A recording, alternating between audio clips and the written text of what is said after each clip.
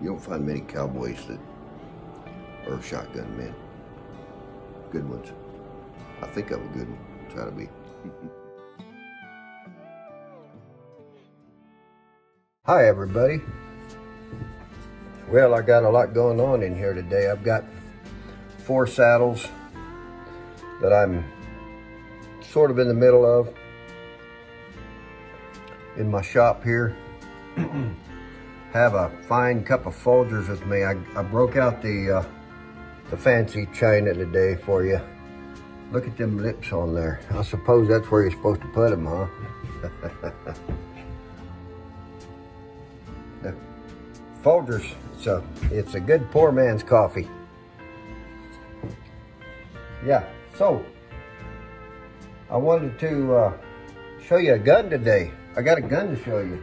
That's what this is about. I got a Parker 16 gauge on an O frame that was made in 1903. There she is right there. 28-inch barrels. The barrels are choked, improved cylinder, and modified, which is a great combination for a upland gun.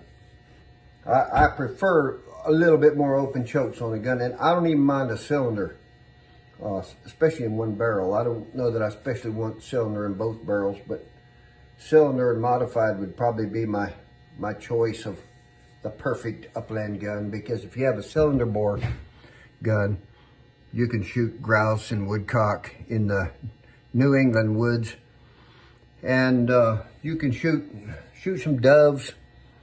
Full choke might be a little better for that, but modified works. You just make sure they're close enough. You'll be a better shot, I'll tell you that, if you don't take those long shots and you'll try to get them close enough where you're catching them with your pattern good. But this O frame is a cool size. It's a average 16 gauge is built on a number 1 frame.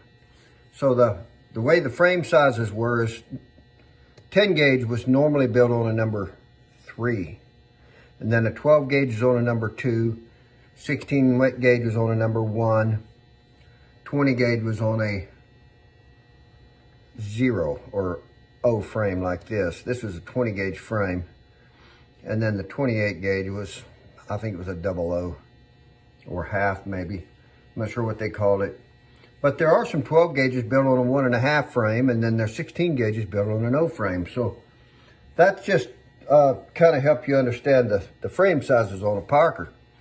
This is obviously not a Parker or Redhead recoil pad that they had on some. Most of them had a plastic butt. This is the Ithaca Sunburst recoil pad. But it's pretty on there. It looks nice.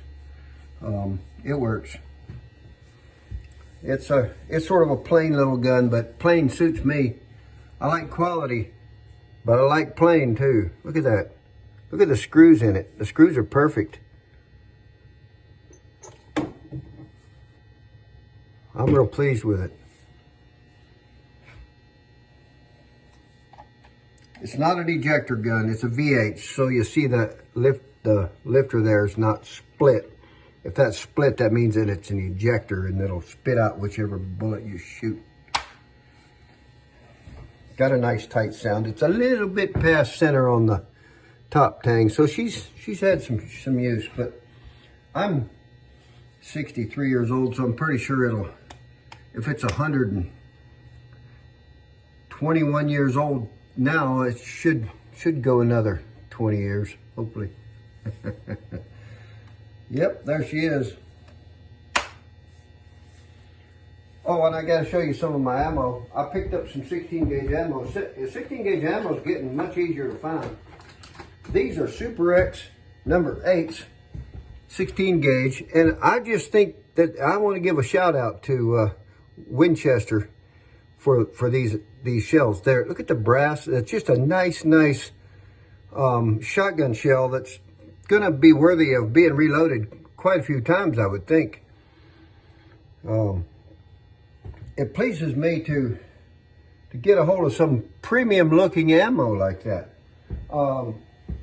Sometimes the ammo nowadays looks so flimsy and cheap.